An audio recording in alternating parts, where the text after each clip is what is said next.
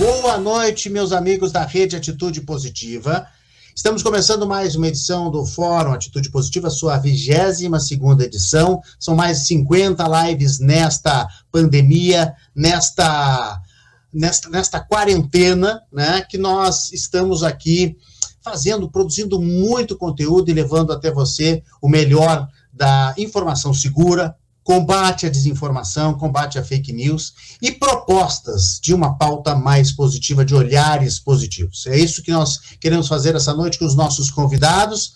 Lembrando que nós estamos no ano 3 da nossa Rede Atitude Positiva. Você tem aí redeatitudepositiva.com.br, a nossa rede, para você conferir os nossos conteúdos, os nossos artigos, as nossas redes sociais estão todas nesse site. E o nosso podcast, o nosso YouTube, está tudo lá no redeatitudepositiva.com.br.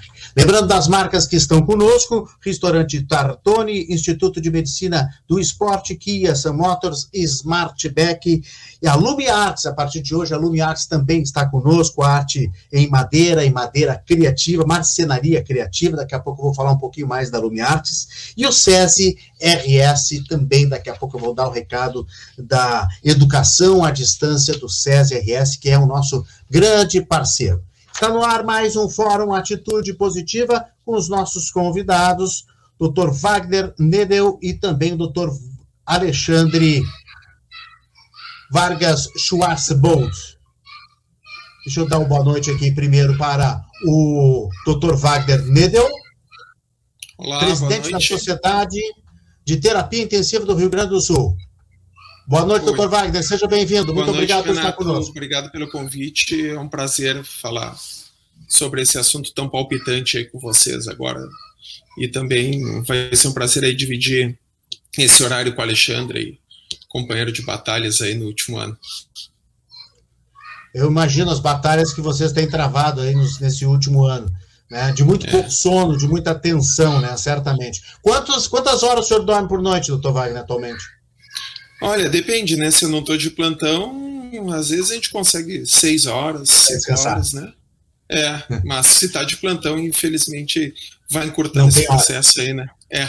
E tem sido cada vez maiores e mais intensos em quantidade e volume de trabalho, né? Então, é uma rotina bem pesada aí nesse último ano, mas estamos levando aí, né?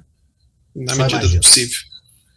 Só imagino. Doutor Alexandre Vargas Schwarzbold, presidente da Sociedade Rio Grandense de Infectologia do Rio Grande do Sul. O senhor liga o microfone, por favor, e o nosso boa noite aí. Muito obrigado pela sua participação. Boa noite, Renato. Muito obrigado pelo convite. Um prazer falar com você, com todos que nos assistem. Um prazer compartilhar aí com o Wagner. Mais uma vez, né, Wagner? Eu acho que a nossa estrada vai longe ainda. E, enfim, eu gostei muito da ideia quando me convidaram para uma live com atitude positiva, porque isso nos dá um pouco mais de ânimo para discutir algo que no dia a dia todo mundo liga a televisão, rádio, toma conta dos seus lares, né? Muito obrigado, vamos tocar ficha. Nós é que agradecemos, nós temos justamente essa filosofia, né, de tentar colocar um pouquinho mais de otimismo na vida, tanto dos nossos entrevistados, quanto daqueles que recebem o conteúdo, nossos internautas, mas para isso a gente precisa realmente mergulhar nos problemas. A gente sabe que a pandemia não é brincadeira, e por isso que a gente convidou vocês dois, que são dois dirigentes de duas associações, sociedades, entidades muito importantes nessa pandemia. Vocês estão na linha de frente, né?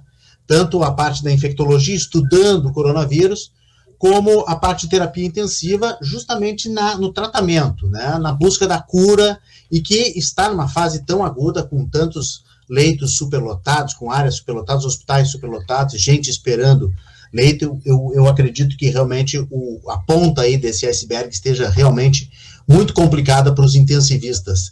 Doutor Wagner, como é que está o cenário atualmente?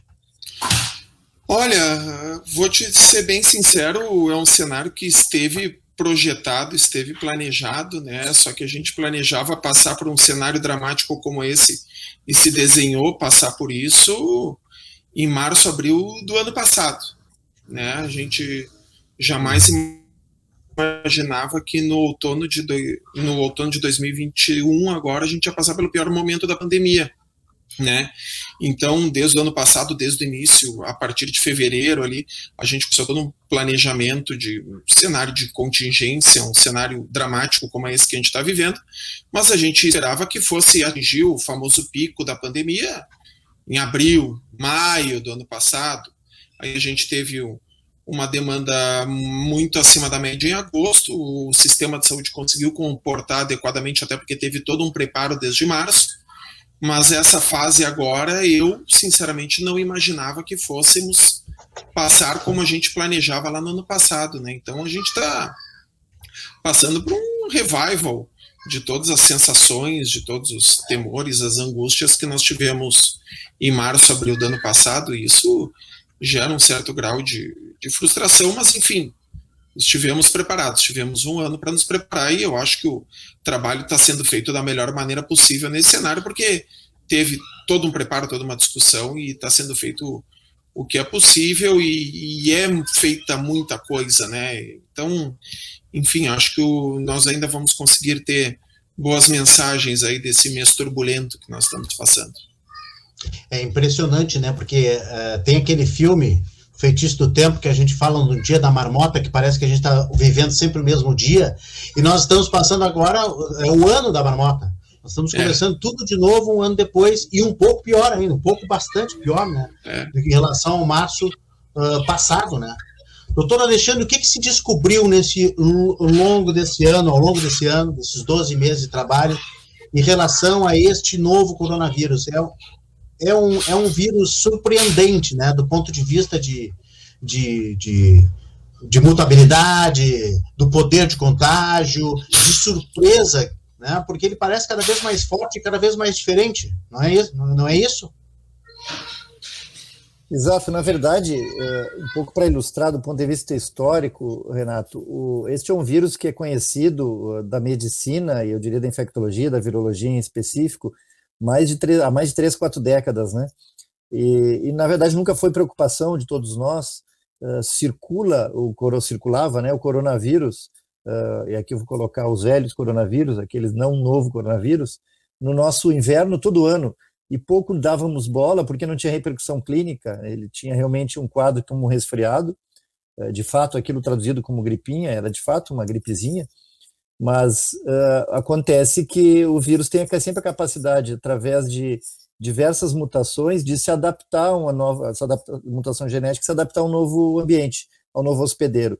E essa foi uma condição que vinha, de algum modo, sendo acompanhada na Ásia, na China, ao ponto de que lá no início dos anos 2000, vocês lembram, ele provocou uma epidemia que, por sorte, ficou muito restrita à região asiática e, portanto, não houve preocupação mundial. E talvez por isso, muito embora muitos começaram a estudar com mais detalhamento o sequenciamento desse vírus, não houve um grande investimento mundial nisso. Depois, mesmo no Oriente Médio, também ficou a MERS restrita ao Oriente Médio e, portanto, não se valorizou tanto isso com uma futura repercussão mundial.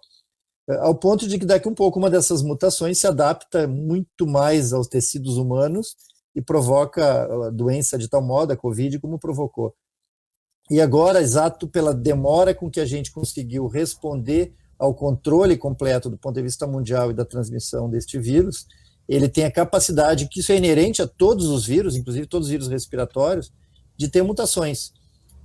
Vocês têm uma ideia, mais de 3.800 genomas diferentes desse coronavírus nós temos. E, no entanto, muito poucos deles têm repercussão clínica, que também, de resto, é o que a gente conhece dos fundamentos da virologia. A grande parte das mutações não são adaptativas, não são provocadoras de uma nova doença clínica e de uma ação com repercussão no corpo. Mas esse tempo nos parece que ele nos revelou diferenças. Ele tem uma capacidade de adaptação muito rápida e gerar essas mutações, esses variantes que a gente tem visto. Esta semana, na verdade, até para ser sincero, hoje, na Nature, tem uma publicação clara mostrando de que, de fato, mais do que transmissão, ele tem uma ação patogênica mais grave. Isto que, do ponto, né, Wagner, a gente vê nas UTIs. Estávamos estranhando muito. A juventude imagino que na UTI que o Wagner atua, assim como na nossa UTI aqui do Hospital Universitário, no Hospital Privado aqui em Santa Maria, nós temos meninos de 20 anos sem nenhuma comorbidade, ou seja, tem algum elemento novo, ainda está para ser demonstrado uma correlação grande com essas variantes, como nós estamos vendo da P1 no Brasil, mas sim, sem dúvida nenhuma, é um coronavírus bem diferente nessa capacidade de se perpetuar com essas formas mutantes. Acho que isso é mais um desafio, Renato, a gente encarar, né? Perfeito. É muito mais... Oi? Doutor Wagner. Não, eu só ia fazer um adendo, porque o Alexandre falou, de fato, são muito mais pacientes jovens que a gente tem visto do que anteriormente. São pacientes que aí vai para uma lógica matemática, né? São pacientes que precisam de mais tempo de ventilação mecânica, portanto, são pacientes que precisam de mais dias dentro da UTI. Então, aquele leito que girava mais e sai um paciente, entra outro, ele gira menos. Então, tu precisa de uma maior estrutura para comportar todos os pacientes que estão chegando, até tu conseguir dar giro de leito com os pacientes saindo da ventilação mecânica, saindo da UTI e trazendo novos, né? Então, a gente trabalhava numa média ali de 10 dias em ventilação mecânica a cada paciente. Agora, nesse último ano, a gente está indo a 14 dias. Então, tu vai ver que o leito circula menos e são menos pacientes que, né, conseguem chegar mais cedo. Bom, deixa eu lembrar que os nossos convidados, além de presidentes de associações, são médicos extremamente experientes, né, com uma formação muito grande. Eu vou só citar aqui que o presidente Alexandre Vargas Schwarzbolt é professor de infectologia da Universidade Federal de Santa Maria, doutor em medicina pela URGS, médico infectologista do Serviço de Controle do Hospital Universitário de Santa Maria, chefe da unidade de pesquisa clínica lá também, investigador principal da vacina da Universidade de Oxford contra a Covid-19 no Brasil. O Wagner é intensivista do Grupo Hospitalar Conceição e do Hospital de Clínicas de Porto Alegre, além de presidente da Sociedade de Terapia Intensiva do Rio Grande do Sul. O Wagner deve viver e ver coisas nessas duas unidades de terapia intensiva muito tristes, né, doutor Wagner? Eu acho que nas últimas semanas aí, de uma maneira muito mais avassaladora para vocês médicos, para vocês, até eu queria colocar nesta live o título de Bastidores da Exaustão, mas eu achei muito negativo, porque realmente vocês devem estar assim, ó, numa maratona, com a língua de fora, perdendo energia, loucos para desistir, mas não desistem, claro. E vendo muita gente ficar doente e muita gente morrer, né? Numa situação muito, muito ruim. Renato, às vezes a gente conversa, né? O cenário, às vezes, ele é distópico, né? Parece que a gente vive num mundo paralelo, só que numa realidade muito pior do que a gente imaginava, né? Então, de fato, a sensação... Claro, eu trabalho nos 2 maiores hospitais públicos aqui de Porto Alegre, são os hospitais públicos de referência para toda a rede. Sim, a gente está na ponta de lança para todo o manejo, para todo o tratamento. A gente vê que decisões da sociedade são pautadas pela nossa ocupação de UTI. Obviamente, isso gera uma responsabilidade social muito grande, né? Uma impressão maior do que a gente tinha em anos anteriores.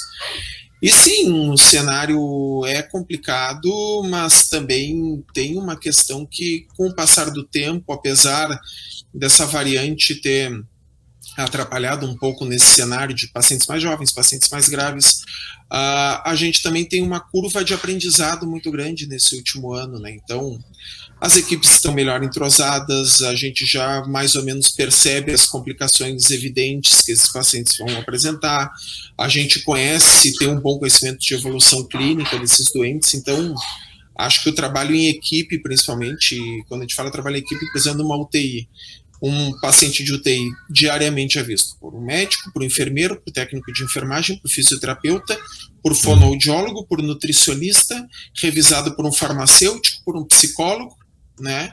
Então é toda uma equipe que trabalha junto e que tem um entrosamento muito bom. Ao longo de um ano a gente vai aprendendo e vai se habituando a um cenário mais conturbado, né?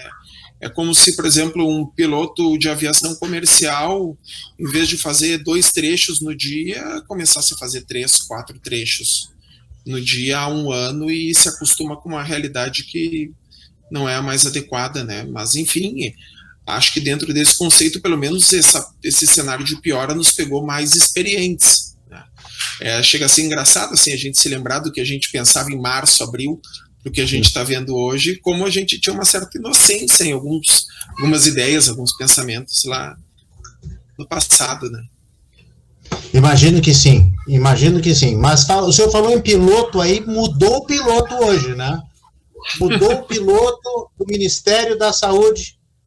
Já foi escolhido o médico Marcelo Queiroga, ele é presidente da Sociedade Brasileira de Cardiologia. Eu sei que é muito cedo, a notícia saiu há cerca de uma hora e meia atrás, eu não vou pedir para vocês discorrerem a respeito dele em si, mas o que vocês acham desta troca de Ministério da Saúde? É o quarto na pandemia, é o quarto comandante do Ministério da Saúde na pandemia no Brasil. Eu sei que nós tivemos outros ministros da saúde também sendo trocados em outros países, principalmente aqui na América Latina, mas eu acho que nós batemos o recorde com 4, né? O que vocês acham? Isso atrasa o processo? Eu, pessoalmente, tenho uma pouca preocupação. Eu sei que o general Pazuello não era dos melhores, mas assim, não atrasa o processo, não desmobiliza, não tem que começar tudo de novo. O cronograma já está lento pra caramba aqui no Brasil. O que vocês acham, hein, doutor Alexandre? Vamos começar com o doutor Alexandre. Então, Renato, a gente tem que desejar todo sucesso ao Dr. Queiroga, né? Ele está tendo um grupo conosco, não sei se o Wagner está, de um grande movimento, digamos, interdisciplinar e apartidário, de mobilização social que a gente criou no Rio Grande do Sul, Unidos pela Saúde, exatamente para evitar o colapso da saúde. O Dr. Marcelo está junto conosco. Ele é um cardiologista, ele responde por uma sociedade brasileira, inclusive, do país todo, e o Wagner é testemunha. A Sociedade de Cardiologia tem um histórico de digamos assim, de exigência do ponto de vista científico, do ponto de vista da medicina baseada em evidência. Então, isso acho que são todos atributos possíveis que transformam o Dr. Marcelo absolutamente uma pessoa capaz para assumir um ministério. Mas eu estou totalmente de acordo com você de que o ideal numa pandemia é que um país sério não trocasse 4 vezes de ministro. E, sobretudo, que desse respaldo ao ministro. Então, eu, embora desejo e expresso publicamente todo o meu desejo de sucesso, porque isso vai ser o sucesso do país e do controle da pandemia, mas eu não tenho dúvida que é necessário um comando unificado no país e ele tem que ter todo o respaldo das ações que ele for preconizar. E, nesse sentido, eu sou muito cético.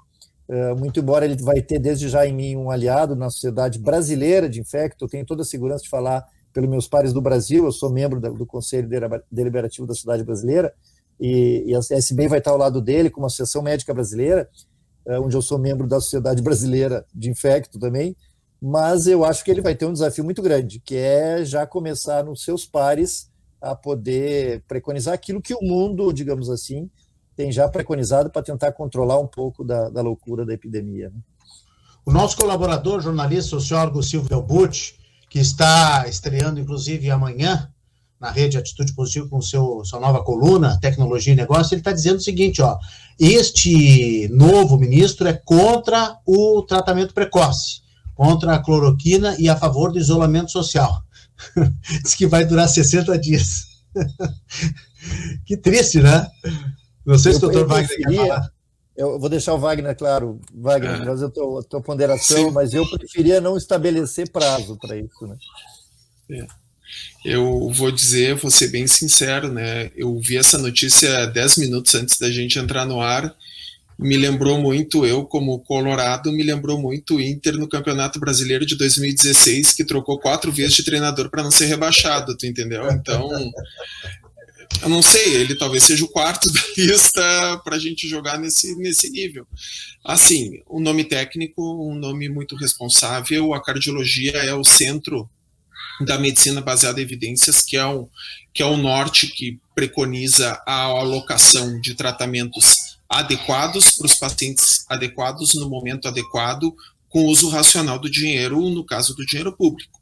Então, eu não tenho nem dúvidas que ele, como presidente da Sociedade de Cardiologia, vai ter uma postura bem clara com relação a algumas coisas estrambólicas que estão ocorrendo no nosso país, dentro desse cenário distópico que eu falei, e eu imagino que deva ter um posicionamento bem claro, bem positivo, nesse sentido, proativo para fazer a coisa certa, mas, de fato, tem que deixar ele trabalhar, né? Eu acredito no corpo técnico do Ministério da Saúde, no segundo, no terceiro escalão, que é técnico, que está aí invariável, se é o político A ou o político B que está no comando, vai tocar o seu trabalho, vai tocar bem o seu trabalho. Nosso programa de imunização sempre funciona bem.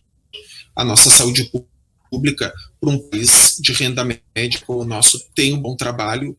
Acho que tem que deixar aplicar as ideias e mudar o rumo da nau, né?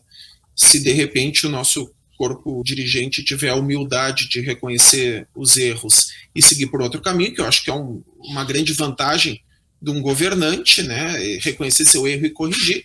Se a gente seguir por esse caminho, temos uma tendência de melhora aí. Já estão conosco na live, curtindo a nossa live, mandando já perguntas, o Paulo Ricardo Veicide, a Edna Jacobos, o Rick Pirata, a Janice Menucci, o Renan Almeida Ribeiro, a Lisiane Wolff, Cleonícia Lima Bertolucci, Ana Paula Schwarzbold. Olha, a família vem em peso. Carolina Vargas Schwarzbold. Vale, não tem problema, viu, doutor Alexandre? Vale a torcida da família. Muito bom. Rafael Vargas de Lima, esse é parente também, não? Esse é parente, um grande advogado, doutor Rafael. Ótimo. Estão conosco aqui na nossa live da Rede Atitude Positiva. Nós estamos discutindo um ano de pandemia, o que mudou nesse um ano, qual é o aprendizado, para onde que a gente vai. E tem uma outra notícia bem importante que eu gostaria de também colocar aqui em pauta, principalmente em relação à questão da AstraZeneca, né, que é a proibição em alguns países, Alemanha, Itália, França, Espanha e Portugal, proibindo o uso da vacina da AstraZeneca, e que é a vacina que o doutor Alexandre aí coordenou, né, está coordenando, enfim, os testes, a investigação, enfim, o experimento com a vacina. A decisão foi tomada por precaução depois de formação de coágulos em pessoas vacinadas. O que existe de verdade? Eu não vou dizer a palavra verdade, porque obviamente que deve ser verdade, mas o que existe de preocupante, doutor Alexandre, nesta informação, hein?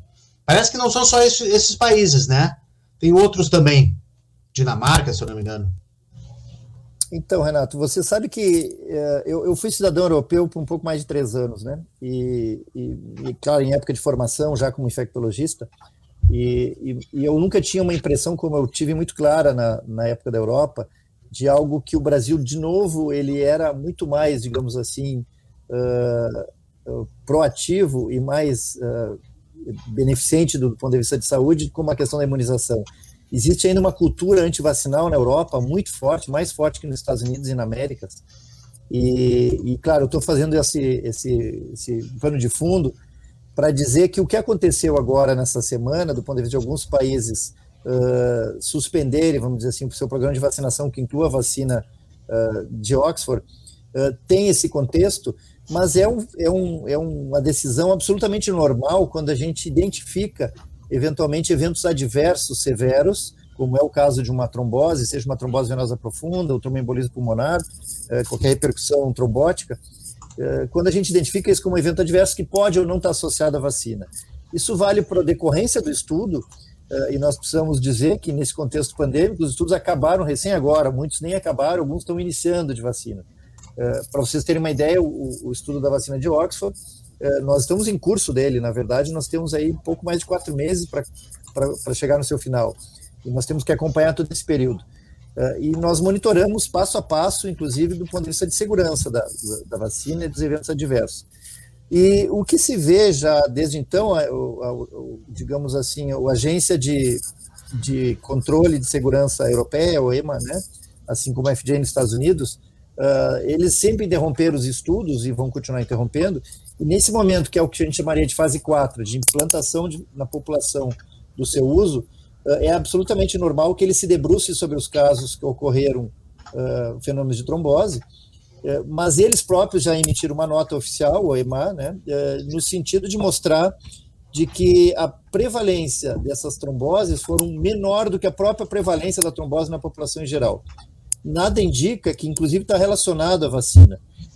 Aqui eu vou ilustrar, na verdade, eu fiz parte apenas de um grupo de 6 investigadores principais no Brasil, verdade que com a interlocução com a professora Suene, lá de Oxford, eu trouxe para a região sul, eu tentei, inclusive, colocar outros centros ali no Hospital de Clínicas, mas o Dr. Eduardo Sprintz, no Hospital de Clínicas, colega do Wagner, é um colega investigador principal também, aí em Porto Alegre, mas aparentemente eu fui o único que tive 2 casos de trombose como evento adverso da vacina. Mas o interessante é descrever que não foram da vacina, foram do grupo controle. Ou seja, o olhar individual que a gente está tendo para as pessoas, não só que estão sendo vacinadas na população, mas que são sujeitos de pesquisa, são participantes de pesquisa, é muito maior do que o período normal de imunizações e de vacinas. Então, esse olhar muito específico faz com que a gente tenha um rigor muito maior na identificação de possíveis casos. Eu acredito que ali na frente isso vai ter, de novo, como já teve, inclusive, interrupções durante o estudo, uma volta para que isso possa contribuir com esses países. Agora, é uma realidade europeia diferente da nossa, né? Mas, doutor Alexandre, esses casos, eles são graves, esses casos de coágulos detectados? Qual é o relato que o senhor tem? Nós não temos dados específicos de cada um desse objeto, e não fomos nenhum caso no Brasil, né? Isso foram dados de aplicação, não dos estudos, mas na população, nesses países europeus. Então, são dados sigilosos, a gente não tem o dado específico de cada um deles. São sigilosos, não tem um relato, então, da gravidade. Não, mas, falando como médico, a trombose pode ser de um caso desde grave, um tromboembolismo pulmonar, até uma situação trombótica mais superficial e que tenha resolução mais rápida. Eu acho que o que importa é que qualquer um desses fenômenos sejam, obviamente, investigados. Mas é interessante de que outras vacinas também provocaram isso e talvez não tenha tido a mesma repercussão. E isso é tão curioso porque há uma competição enorme no mercado agora do ponto de vista das Big Pharmas, e eu acho que isso também pode ter um pouco disto, ao ponto de que nós brincávamos entre vários colegas do Brasil, se vocês não forem aplicar na Europa, tragam para nós, então, aplicar dentro do nosso programa, que está em um passo um pouco mais atrasado.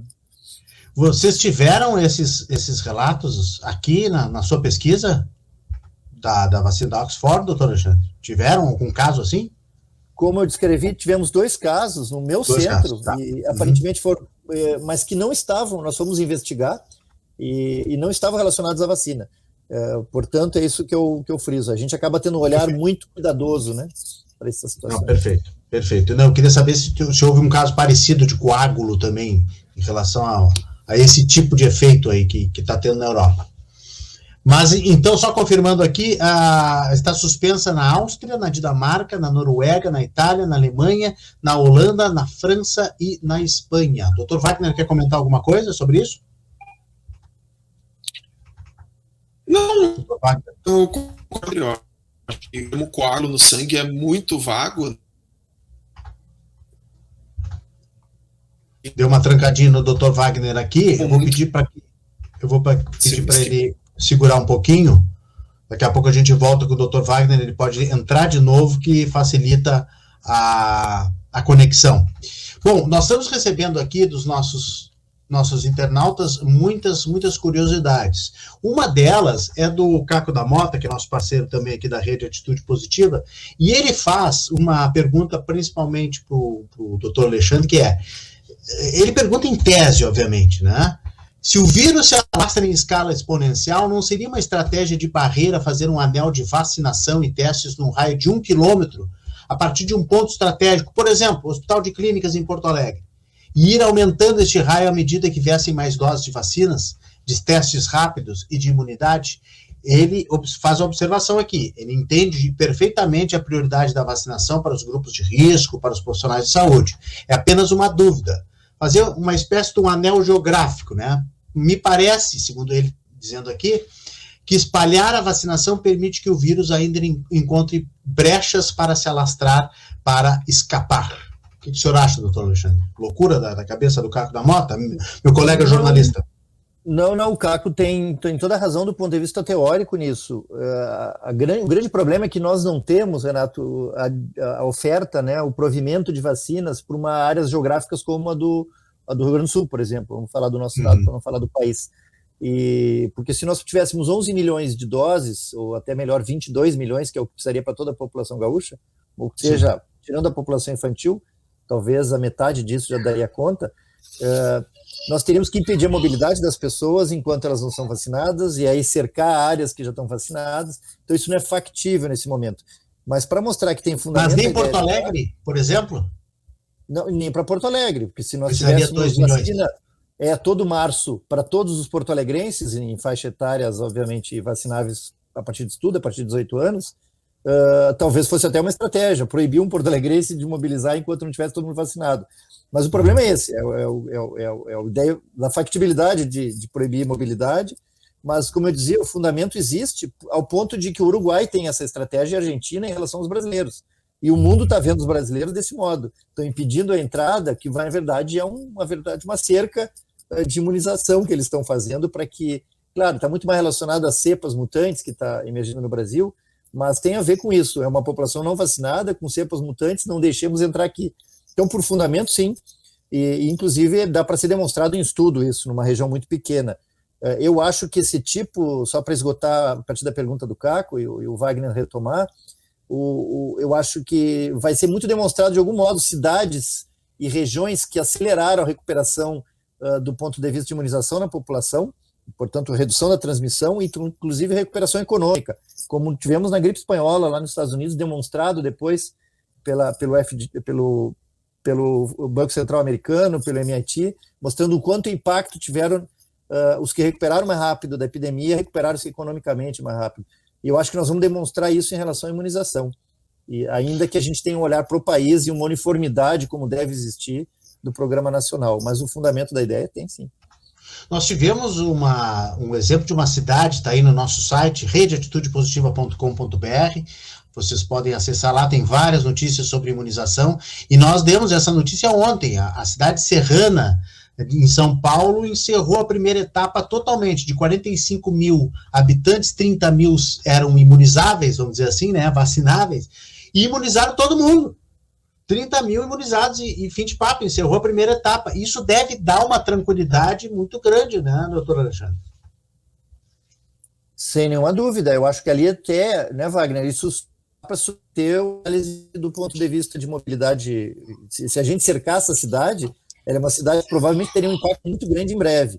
Nós já temos dados de São Paulo em relação à população idosa acima de 70 anos, uma queda brutal de hospitalização nas UTIs de São Paulo, com faixa etárias mais avançadas. E está para ser melhor clareada a demonstração de que tem um impacto de imunização, mas eu acredito que tenha muito a ver com isso, exatamente porque a faixa primariamente vacinada. Eu acho que isso é muito interessante de ser demonstrado, esse impacto, digamos assim, global. Aqui sim, uma imunidade de rebanho, né? Esse exemplo de Serrana aí, ele é muito interessante, ele é fundamental. Essa, na verdade, é um fase 4 do Butantan, do estudo da Coronavac, né? Isso. Então, aqui, eu tenho a impressão, porque o estudo da Coronavac, que se fez todo um alarde com relação à eficácia da vacina, né? Ele foi feito apenas em profissionais de saúde, né? Uma população muito selecionada, muito sujeita ao risco de se infectar. O Alexandre me corrige se tiver errado, mas uma população muito mais exposta ao vírus, e talvez a eficácia nesse cenário de profissionais de saúde não seja a mesma quando a gente for ver na população, porque os outros braços da Coronavac tiveram uma eficácia muito superior à eficácia brasileira e foram testados na população geral, como foi na Turquia. Então, aqui vai ser muito interessante a gente ver como é que vai ser o funcionamento da Coronavac nesse ambiente populacional, no chamado cluster, né? Que é uma metodologia clássica de fazer estudo de vacina. Vai se avaliar esse cluster que essa cidade, a cidade serrana, com 45 mil habitantes, vai se avaliar. E como o Alexandre já falou, a gente já vem notando uma menor taxa de hospitalização nessa população prioritária de imunização. A vacina funciona bem. O que a gente precisa é velocidade de vacinação mesmo. Essa é a questão. Eu ia dizer isso, né? Não tem muita receita, né? Não existe muita fórmula mágica. É vacina, não. Vacina. O Reino Unido está provando isso, né? Exatamente. Os dados lá, e a vacina que nós temos disponível no momento. Eu vou, se me permite, eu vou fazer até um paralelo, né? Perdão, Wagner. Por favor. Não, vai. Eu ia fazer um paralelo, Renato, com uma outra discussão enorme, não querendo nos aprofundar nesse aspecto, é a questão do isolamento social. Porque também existe uma tese possível, não, a gente diminui o isolamento, deixa a exposição e, portanto, se vai se produzir uma imunidade de rebanho, talvez sem precisar ter grande dispêndio econômico, enfim, né, sem interferir tanto na vida econômica. O Brasil nunca entrou em um rigor brutal de isolamento social. Os dados, mesmo com vieses a partir de geoprocessamento e de acompanhamento por mobilidade doméstica de celulares, enfim, o Brasil nunca atingiu mais que 65%, 60% no melhor dos mundos. Portanto, nunca existiu aquilo que os ingleses acabaram popularizando com o termo lockdown. E, no entanto, nós vamos provavelmente ser o país dos países com mais condições econômicas, obviamente, e de possibilidade de vacinar sua população, de pior repercussão no mundo, exatamente porque nós vamos atingir 2 anos de epidemias, provavelmente sem controle dela. E não estou aqui defendendo o rigor, ao contrário, eu acho que a gente pode ter uma estratificação baseada em taxa de transmissão, mas mostra que a imunidade de rebanho se produz com vacina. E quanto antes a gente fizer, como bem o Wagner lembrou, mais rápido nós vamos começar a ter impacto, sim, do ponto de vista de hospitalização e de economia. Perfeito. E essa questão também dessas 138 milhões de doses, agora na saideira, General Pazuello, o ministro Pazuello acabou, quase né? Não, agora, né?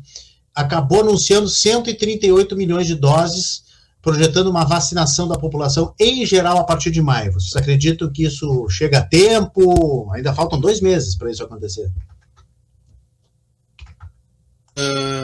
A gente imagina, possivelmente, claro, aqui nós temos uma grande demanda, o desafio é imunizar quase todo o planeta e a nossa produção não dá conta disso, né?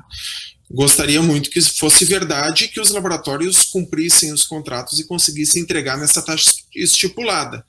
Tenho minhas dúvidas, né? Se a gente for pegar os grandes laboratórios, a taxa de oferta deles é irregular entre os países, né? Os Estados Unidos conseguiram uma taxa muito maior que outros países que também tinham contrato com a Pfizer, com a Moderna, enfim.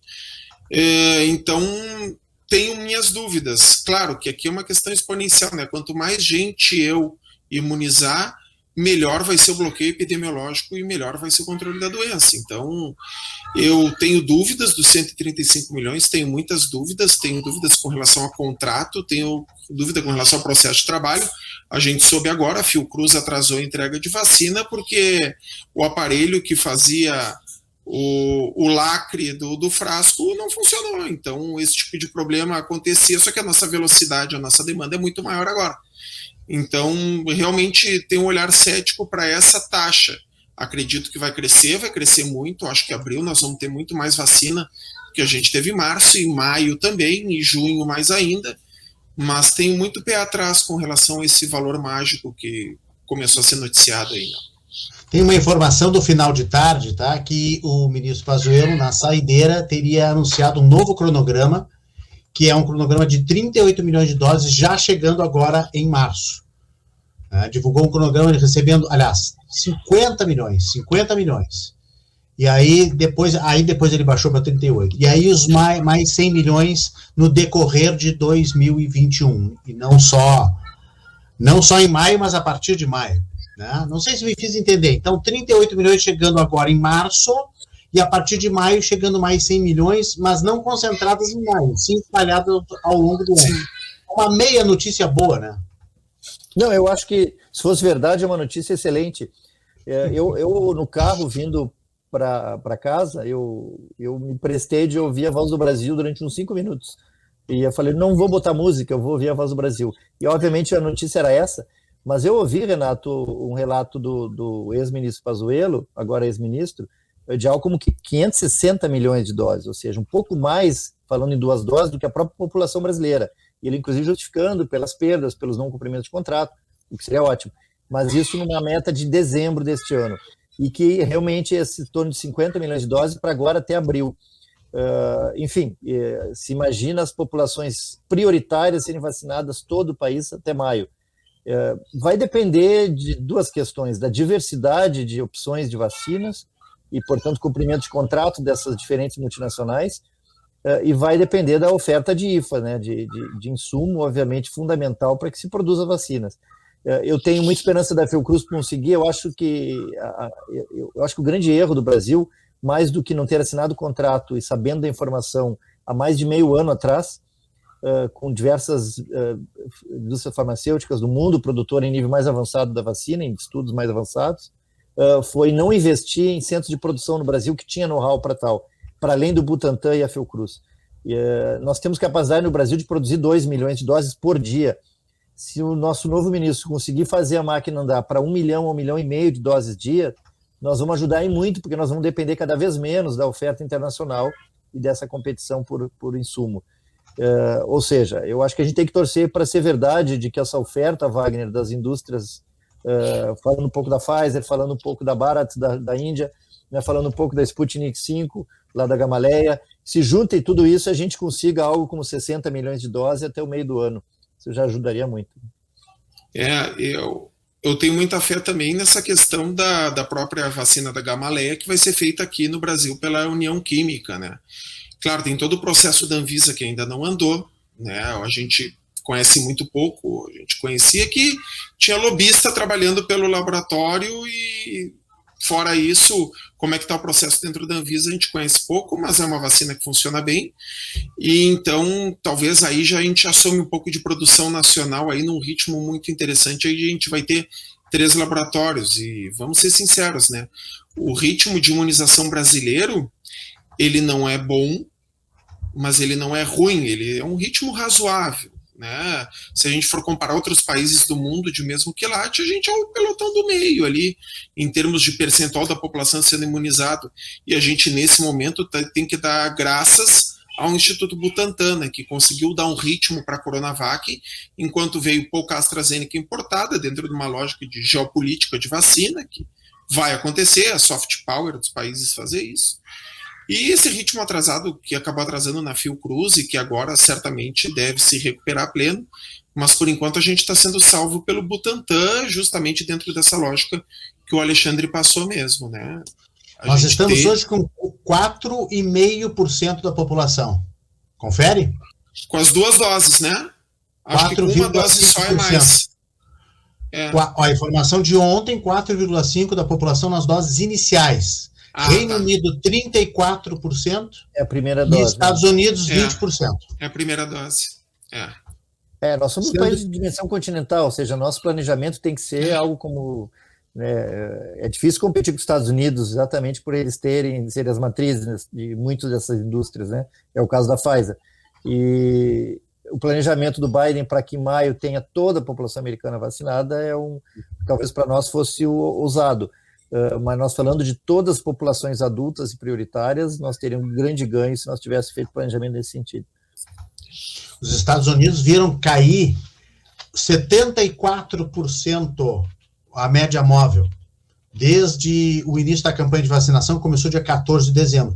Eles caíram agora de 2.564 mortes, média de mortes diária, para 1.386. Imagina? É uma conquista, né? Com 20% da população vacinada. Aí que tá, tu vai bloqueando, tu vai imunizando as pessoas, tu vai imunizando as pessoas que têm o maior risco de doença mais grave, né? Agora a gente está vendo o cenário dessa variante da P1, que ela é mais transmissível, aumenta a carga viral, então a gente vê muito paciente jovem, porque tem também um número de pacientes muito maior sendo contaminados, mas a população mais vulnerável são os pacientes com doenças crônicas, são os mais idosos. A gente vai tirando a possibilidade desses pacientes, dessas pessoas ficarem doentes, elas deixam de ser pacientes e começa a diminuir o impacto no serviço de saúde também, e aí é uma escalada crescente, né? Eu imagino que Estados Unidos sendo plenamente imunizado, a indústria pleno, eu acredito que no segundo semestre a gente vai ter um maior número de vacinas disponível no mercado, e claro, isso vai ser uma soma, é uma corrida para a indústria farmacêutica também, né? Quem chegar primeiro vai vender mais vacina, então talvez vai precisar de uma segunda dose no ano que vem, uma terceira, mais alguns anos, mas é uma corrida contra o tempo para eles também entregar logo e ganhar o seu espaço no mercado, né? Então, acho que, claro, a velocidade da sociedade é uma, né? A velocidade da que a indústria pode fornecer é outra, a velocidade da ciência em descobrir novidades e melhoras no tratamento é outra, a velocidade da economia é outra, então o jeito é conseguir conciliar num denominador comum aí, né? O senhor esqueceu uma velocidade aí, que é dos governantes, que às vezes também ela não fecha com o resto. Também. Também deveria ser quem tem a caneta na mão, às vezes, quem tem a caneta na mão, às vezes é muito lerdo. Deixa eu repercutir com vocês mais uma notícia. O doutor Alexandre fez um comparativo com isolamento social. Então, deixa eu voltar a esse assunto, porque hoje o governador Eduardo Leite diz que deve manter a bandeira preta em abril, entrando abril adentro. Aí a notícia na nossa tela. Mas que pode flexibilizar alguma coisa em termos de cogestão. Novamente, ele está falando nisso com os municípios, e aí também liberar alguma coisa da economia. A gente entende perfeitamente que existe uma pressão muito forte da economia, da indústria, do comércio, para as lojas reabrirem, os restaurantes, e a ciência, e vocês médicos do outro lado dizendo, pelo amor de Deus, né? Não volte às aulas presenciais, não abram as lojas, segura os shoppings, segura as festas, segura os churrascos. Vocês falam isso todos os dias. Nós, nas lives aqui, falamos também todos os dias e estamos sempre batendo na nossa rede Atitude Positiva. Esta bandeira preta, ela funciona do jeito que ela está acontecendo, e se ela seguir até abril com restrições afrouxadas, vamos dizer assim, aliviadas, vai nos levar a alguma coisa ou vai nos deixar no mesmo patamar? Ou pior, vai nos deixar numa situação mais grave? O que vocês acham? Vou começar a comentar algo, se o Wagner adiciona. Eu acho que nós não temos alternativa nesse momento, Renato. Aquilo que a gente está traduzindo no modelo de distanciamento social como bandeira preta, que é uma redução da mobilidade e de restrição de mobilidade das pessoas, primeiro ela precisa, para funcionar, entre 14 e 21 dias, de preferência 21 dias. Eu sempre lembro de uma publicação, já tem alguns meses, de uma revista importante da medicina, que é o New England, em que um autor americano, não vem ao caso, ele escrevia 10 semanas para a gente achatar a curva, né? Ou seja, ele preconizava algo com próximo de 3 meses, com uma medida para os Estados Unidos poder achatar a curva. Era um recado para o governo Trump, que obviamente não foi ouvido na sua integralidade, e aí, para isso, ele levantava 6 passos importantes. E por que eu falo disso? Porque muito dificilmente... Aqui o governador está falando, nessa reportagem, está falando exatamente o que o senhor falou. Estudos indicam que são necessárias 3 semanas. Mas vai liberar as atividades como objetivo da sobrevivência dos negócios. Eu não consigo entender, isso é uma contradição. Se precisa esperar 3 semanas justamente com regras rígidas para ver acontecer alguma coisa, os resultados, né, darem alguma informação positiva no recuo, no declínio, como é que vai já pensar em baixar as restrições em alguns setores? Eu acho que esse termômetro vai ser dado pelas hospitalizações. Se a gente tiver um refluxo, eu não acredito nisso, isso tudo é muito objeto de previsão, mas é muito daquilo que o Wagner comentou no perfil de pacientes que estão internando no início da nossa conversa, o quanto a gente está percebendo, digamos assim, o prolongamento da internação desses pacientes. Possivelmente associado à cepa, não importa, mas muito dificilmente a gente tira, né, antes de 3 semanas, um paciente completamente do hospital. Estamos falando de paciente moderado a grave, não obviamente, sim, paciente que tem a possibilidade de nem ir para a ventilação mecânica. De maneira que não tem como a gente esvaziar o hospital tendo muito mais de 100% de ocupação. Quando a gente está falando mais de 100%, é óbvio, tem muitas pessoas fora da UTI que sendo possivelmente manejado como se estivesse na UTI. É a minha realidade aqui no Hospital Privado de Santa Maria e no Hospital Público. E eu não sou intensivista como Wagner, mas eu coordeno, Wagner, uma equipe de resposta rápida no Hospital Privado. E nós estamos dando suporte na enfermaria de Covid. E olha, é um cenário de guerra, eu vou ter que publicizar isso, é um cenário de guerra não no sentido de que a gente não tem o que fazer, mas é no sentido assim, olha, esqueça que aquilo era um quarto de enfermaria, isso vai virar uma CM-UTI. E aí as UTIs vão se prolongando.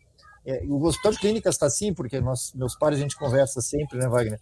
E sim, acho que tu pode acrescentar. Então não tem como a gente achar que 2 semanas esvaziou o hospital e, portanto, vamos liberar a atividade, né? Só para...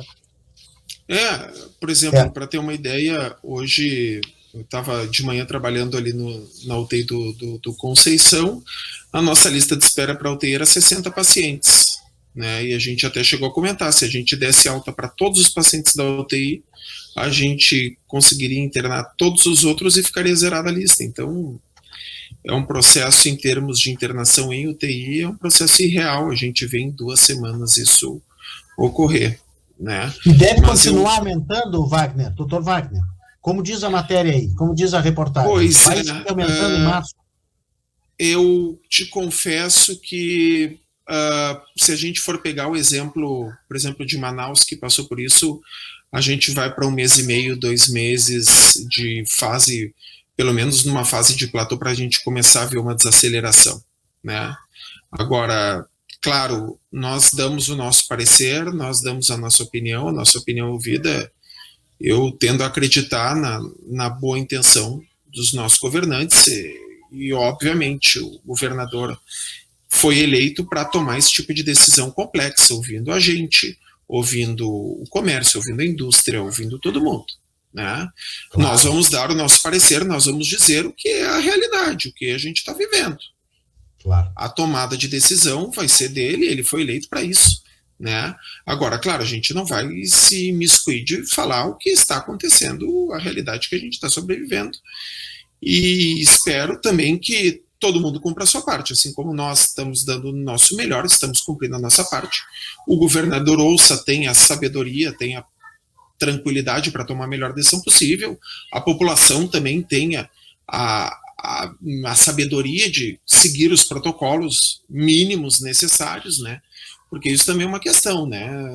Não adianta a gente querer flexibilizar as medidas de isolamento e não manter o distanciamento, não se evitar reuniões, enfim, todo mundo tem que fazer o seu trabalho em conjunto, a sociedade faz o seu, os governantes fazem o seu, nós fazemos o nosso, né? Esse é o grande problema, na minha opinião. Esta bandeira preta atual, ela tá muito fajuta. A gente sai na rua e vê as pessoas, além de pessoas sem máscara, que vocês sabem que tem, as pessoas estão paradas nos bancos de praça, nos parques, tomando chimarrão, ou andando, como se estivesse tudo calmo, como se estivéssemos em bandeira amarela. Né? Então, a bandeira preta é para não estar em praça, é para não estar no banco da praça, é para passar pela praça, no máximo, né? É para fazer um exercício de máscara, de bicicleta ou correndo de máscara, e a gente não está vendo isso. O meu medo é a banalização, tu entendeu? Porque a partir do momento as UTIs estão lotadas, os hospitais estão lotados, leitos de enfermaria viraram UTI. Esse discurso pode acabar banalizando. Eu tenho essa impressão. Né? Tá vulgarizando. Aí a bandeira, vulgariza a própria bandeira preta, esse sentido, então... vai anestesiando, a população fica anestesiada. Sim, há uma certa refratariedade, claro, com certeza. E aí vai parar no cassino, né? Que nem o Gabigol vai parar no cassino. Sem querer, ele não sabia que era o cassino. Exatamente. Sabia. Ele foi lá para jantar só. Olha aqui, o Renan Ribeiro, diretamente de Portugal, está dizendo que lá ficaram impedidos de circular fora da cidade de residência, salvo motivo justificável nos últimos 60 dias. Lockdown de verdade. E baixou, e eles viram a curva cair violentamente. Estou errado, doutores? Não. Eu acho, Renato, que isso é uma opção de país, é uma opção de gestão pública. E eu acho que os erros que houveram na Europa, e os Estados Unidos não foram modelo, né, Wagner, para essa epidemia, sobretudo no início, porque a maior parte de seus governos negaram essas condições. E, óbvio, isso andou em alinhado com, obviamente, movimentos paralelos que negam todas a gravidade que tinha a epidemia no mundo. Então, vamos dar exemplo de país aqui. A Inglaterra errou muito, por isso que virou o que virou, ela não foi exemplo. Quando ela virou exemplo, era um pouco tardio para o seu país. A Itália, aconteceu o que todo mundo viu no norte da Itália.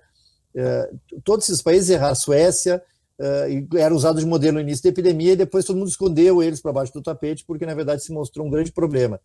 E eu acho que isso é uma opção, nós não temos outra opção infelizmente, de poder controlar a transmissão se a gente não tiver distanciamento social. Não adianta querer negar isso. Eu concordo que tem atividades, isso é muito claro, porque a gente evoluiu muito com essa análise multiprofissional da forma de transmissão do vírus desse vírus respiratório, que evoluiu um pouco da transmissão de gotículas para uma transmissão aerosólica em ambiente fechado. Nos mostra muito claro que alguns tipos de atividades humanas que são muito mais predispostas. E por isso que a aglomeração não fiscalizada, a aglomeração feita, são muito piores cenários do que a atividade do comércio. Não há nenhuma dúvida do que a atividade escolar. Não há nenhuma dúvida sobre isso. O problema é quando a gente está num estado de completa saturação do sistema. A curva não foi achatada em nenhum momento, na verdade, mas neste momento ela está sendo, digamos assim, relacionada a óbito, a mortes, e a morte das pessoas que estão em torno de nós. nós não temos outro recurso diferente do que Portugal fez. Eu acho que Portugal deu um exemplo muito nítido. A Inglaterra deu essa demonstração depois, quando ela se recuperou e percebeu o erro que fez. Estágio de distanciamento em situações graves como essa quer dizer, por exemplo, que até supermercado, que é algo essencial e fundamental, que é acesso ao alimento, ele tem que ser encomendado, as pessoas não circulam livremente no supermercado. Ou seja, nós nunca tivemos isso no Brasil. E eu sou muito cético de a gente conseguir ter esse tipo de situação. Portanto, essa curva vai ser, Wagner, sempre no nível muito alto. Esse platô vai ser muito alto, e por isso que a gente vai entrar abril adiante. Eu tive uma colega, só para contribuir, uma colega jornalista que colocou hoje no Twitter, não vou dar nomes, porque ela não me autorizou também, mas ela colocou assim: minha mãe não fez nada nesta pandemia, fez quarentena rígida, só foi ao supermercado. Pegou o Covid hoje, está na UTI. Tem muitos relatos assim, né? Vai ter muitos relatos. A história se repete, a gente vê muito dessa situação. Enfim. Senhores, eu vou ter que apressar um pouquinho aqui, que nós estamos chegando ao final, e o tempo de vocês é ouro, né? Começaram as consultas, tá? A Cleonícia disse que teve uma trombose há 5 anos, foi vacinada dia 2 da Oxford, ela está preocupada se ela corre o risco de ter uma trombose. Fala o coordenador da pesquisa da Oxford, doutor Alexandre. A minha opinião é que não teria relação nenhuma com a vacina. Eu acho que quem tem um histórico de trombose tem alguma razão, possivelmente predisposição para eventualmente ter fenômeno trombótico, mas está muito mais relacionado a outros elementos do que a vacina. Eu acho que, entre nós, a gente acha muito nefasto esse tipo de divulgação, sem ter tido uma análise prévia muito clara para associar e, portanto, ter uma atitude mundial. Eu acho nefasto, a gente tem discutido isso com os colegas de Oxford, com o professor Andrew. O professor Andrew Pollard, ele é muito acessível, a gente discute muito desde o início da epidemia sobre... Tem uma experiência de 30 anos de produzir vacinas, inclusive vacinas vetoriais, e ele está impressionado, mas eu acho que tem muito a ver com essa competição internacional e que, portanto, se a mídia não filtra, a gente está divulgando coisa que para a população leiga é de muito risco. Portanto, dá para dizer isso, não há esse risco não por conta da vacina.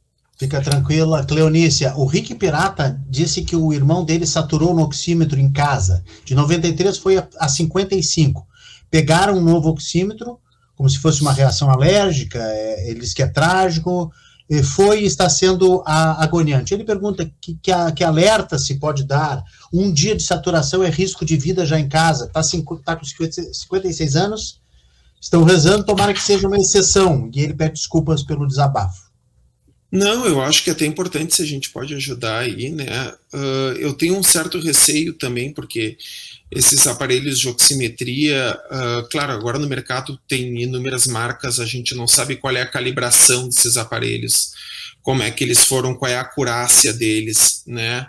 Então, assim, a gente vê muita variabilidade, tá?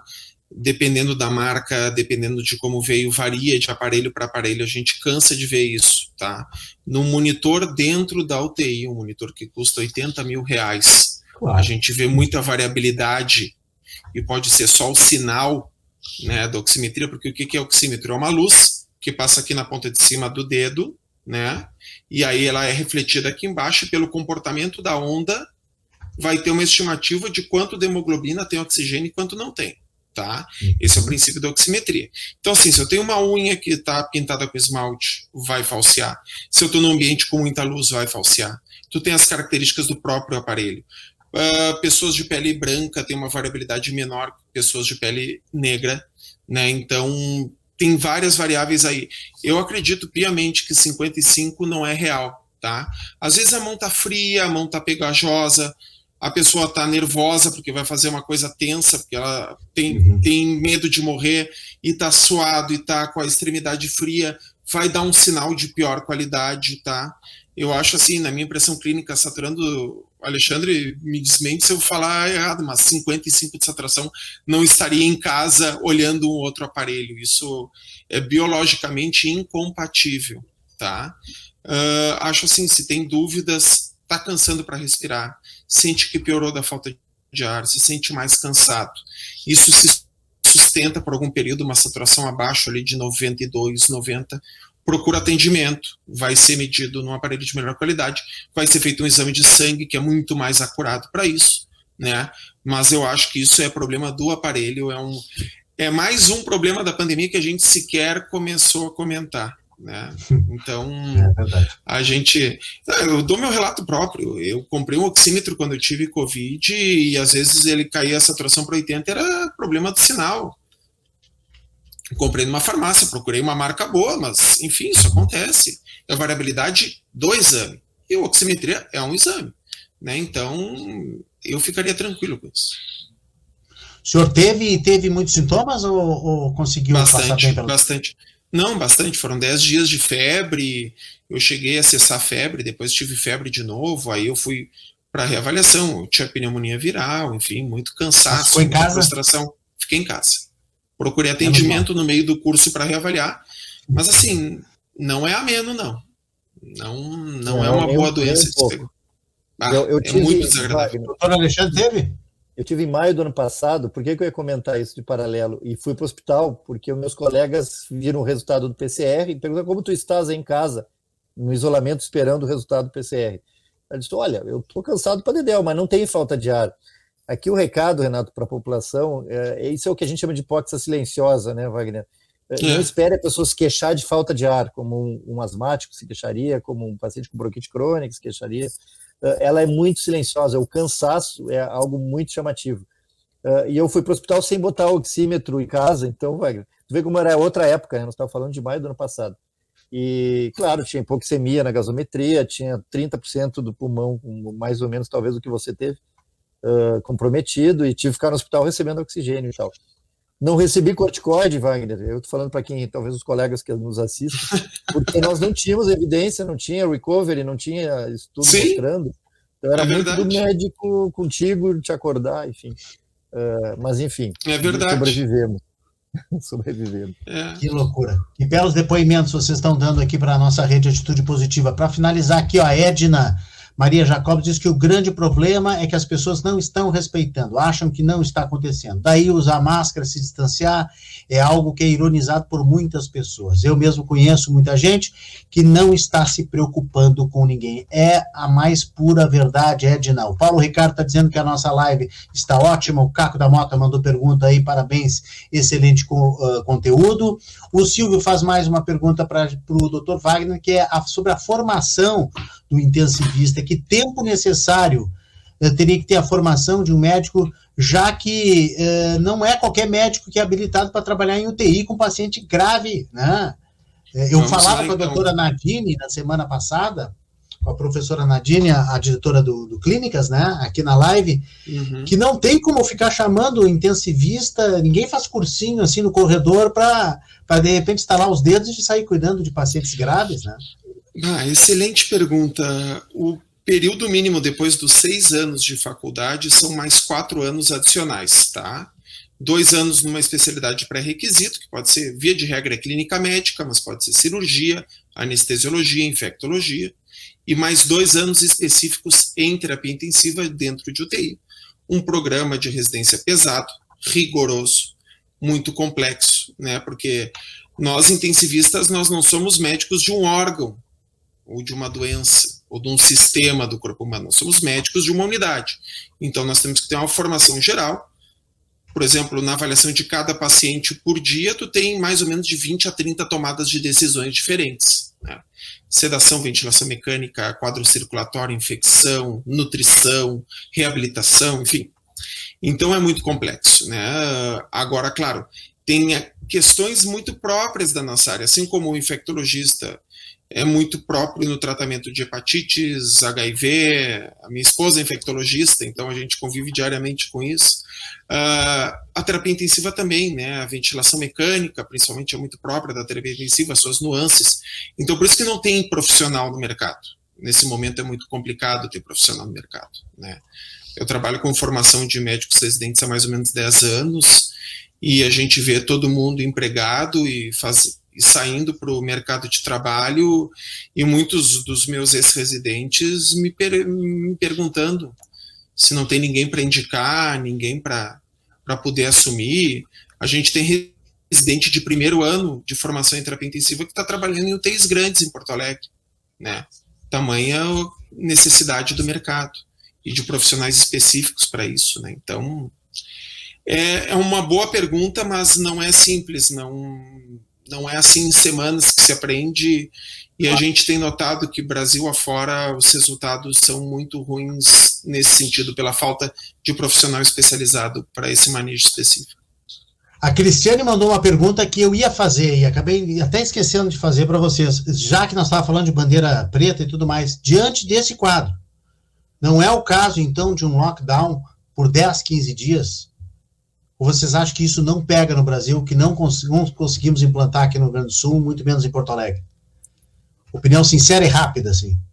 Nós tivemos, Renato, a experiência de Araraquara, em São Paulo, né? E eu ouvi mais de um momento a secretária de saúde, claro, ela pode ter o viés de quem está defendendo a cidade e a ação dela, mas mostrando o impacto em Araraquara daquilo que eles chamaram de lockdown. Eu acho que a gente precisa clarear o que é o lockdown no Brasil, do ponto de vista jurídico e, obviamente, do ponto de vista de política pública de saúde e uma crise sanitária.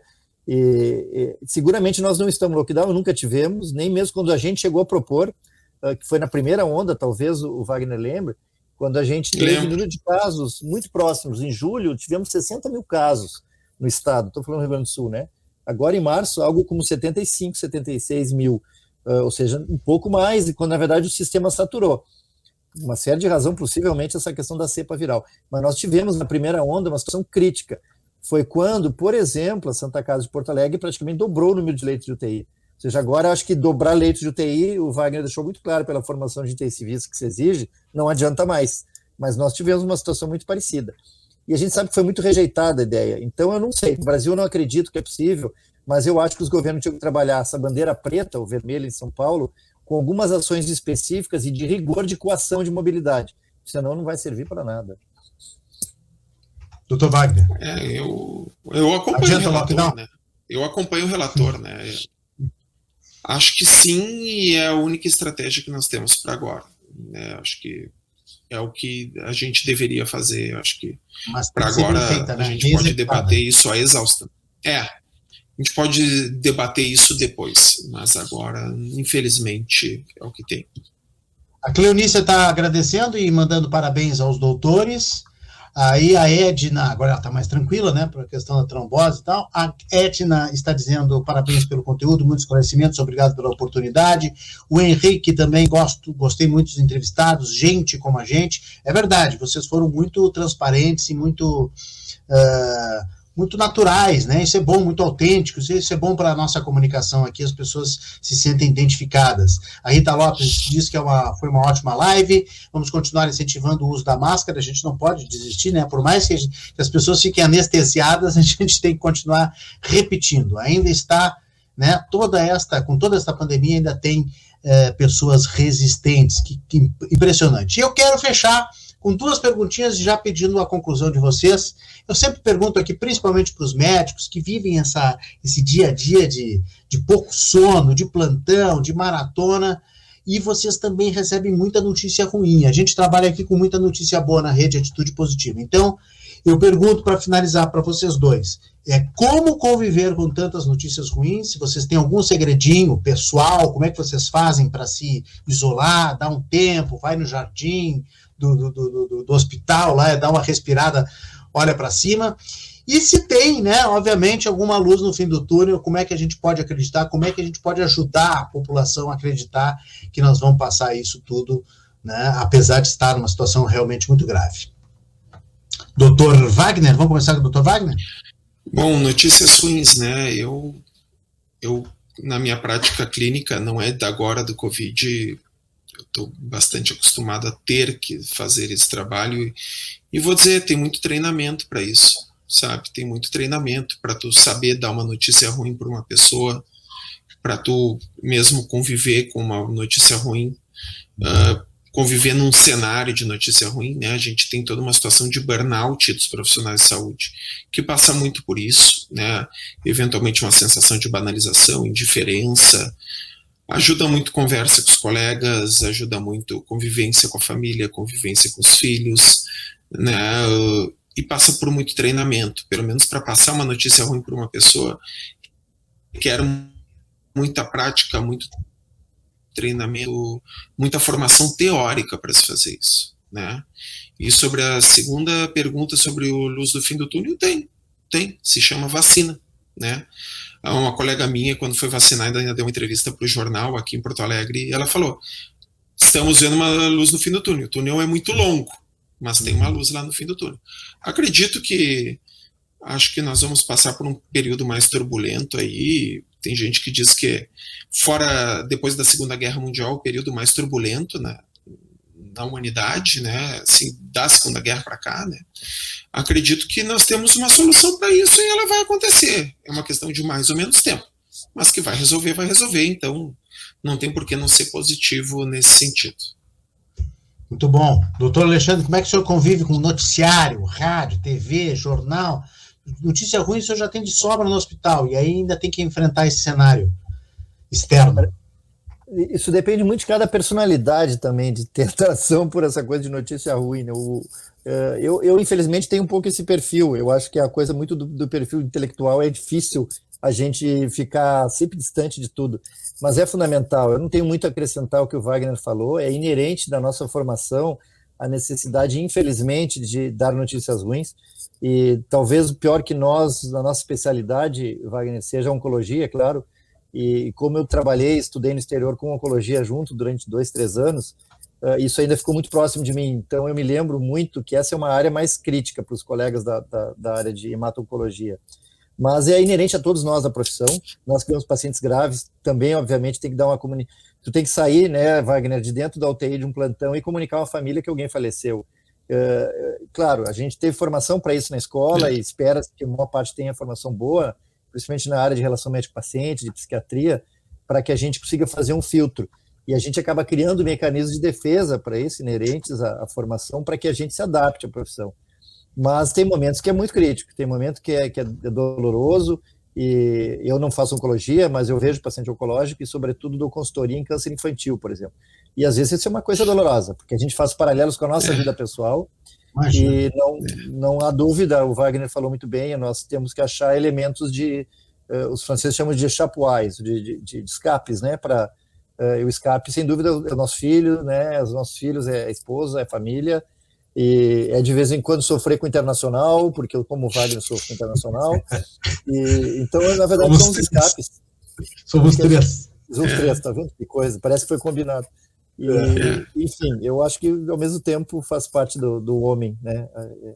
Não tem outro jeito de escapar. Mas o senhor tem uma informação interessante que eu não sabia, como leigo. Vocês têm alguma coisa na faculdade, na universidade, que passa também um pouco de preparação psicológica para vocês se blindarem, para saber como é que vocês lidam com as famílias, né? Então, bacana, isso é uma coisa importante. Sim. O Wagner exato, pode acrescentar, Wagner, eu acho que é isso. Não, a gente passa muito por isso. É um filtro, que a escola já dá, né? Exatamente. Muito bom saber. Doutor Alexandre, como acreditar que tem uma luz no fim do túnel?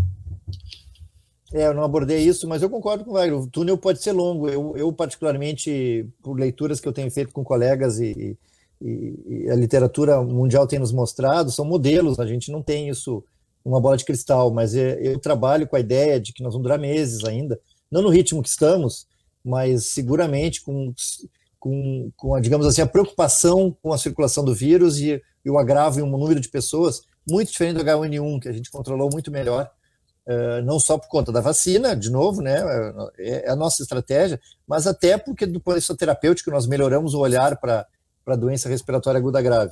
Mas nós vamos seguramente conviver até 2022, 2023 com isso.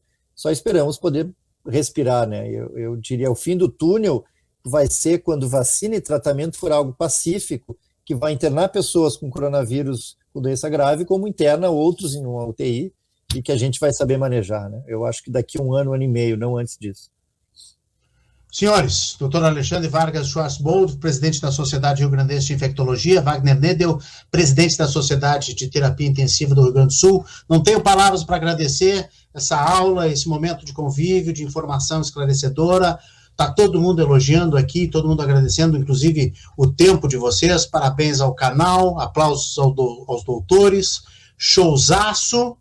né? A Carolina também dizendo e agradecendo, obrigado pelo tempo disponibilizado por vocês.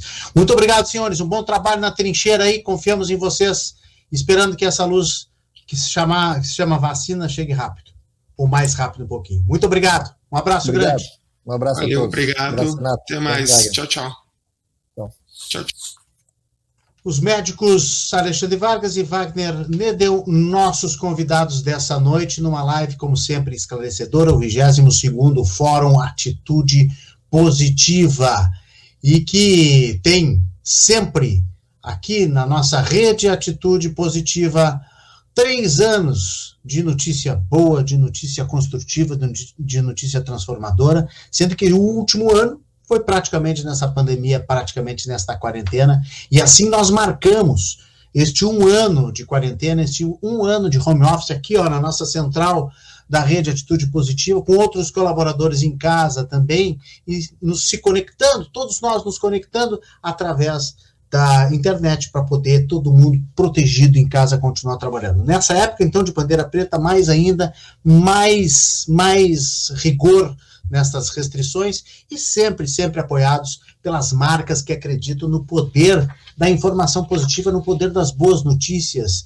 É muito bom poder contar com o restaurante Tartone no Shopping Bourbon Country, bandeira preta, está fechado, atendendo por teleentrega, pelo Pegue Leve. O WhatsApp do Tartone é 99615-8784, 99615-8784, da nossa chefe Fernanda Tartone. O Instituto de Medicina do Esporte, que fica no Centro Clínico Mãe de Deus, do Dr. Félix Drummond, Rua Costa 30, telefone 3230-2610. Aqui a Sun Motors, agora com novidades também, atendendo a Suzuki Motors, em 2 rodas, né? Atendendo também, né, sendo uma revendedora das motos da Suzuki, Kia, Sun Motors, Ipiranga 8113, Ceará 370, o WhatsApp da Kia Sun Motors funcionando também, 997958803, e aí o site da Kia Sun Motors. Também o site da smartback.com.br, na Padre Chagas 67, melhor assistência técnica do sul do país em termos de smartphones e tablets. E o SESI RS conosco, o SESI acreditando na força da educação como agente da transformação. São muitas as histórias que já passaram pelas salas de aulas,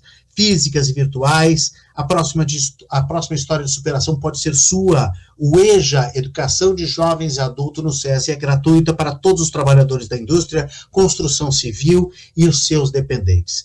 Quem não faz parte desses grupos pode contar com condições especiais de parcelamento que não pesam no seu bolso. Atenção, está na tela aí o site do EJA do SESI, ou o 0800 que você pode ligar amanhã e pedir mais informações. Está na tela aí o site e o 0800 para o EJA, Educação de Jovens e Adulto do SESI. E a Lume Artes chegando aqui conosco, né, o nosso novo reforço da rede Atitude Positiva, a Lume Artes, arte em madeira e marcenaria criativa.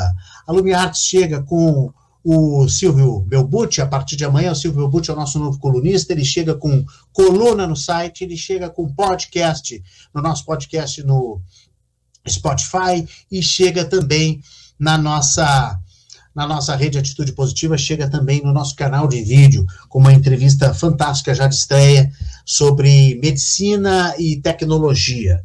O Silvio Belbucci chega com a força da Lume Artes, arte em madeira, trabalha com reaproveitamento de madeiras e madeira de reflorestamento, pergolados, pequenos móveis e utensílios para casa e escritório, prateleiras, estantes, suportes para xícaras, suportes para celular, tablets, notebooks, o cantinho do café, minibar, entre outros, além de executar projetos especiais exclusivos. Fale com a Lume Artes, Lume Artes 99240-0914. 99240-0914 é o novo apoiador, o novo colaborador da Rede Atitude Positiva. Bem-vinda a Lume Artes, bem-vindo Silvio Belbucci. A partir de amanhã, então, no site Rede Atitude Positiva, o Silvio Belbucci é o nosso novo colaborador. Quero agradecer a todos nesta noite pela audiência, fantástica audiência.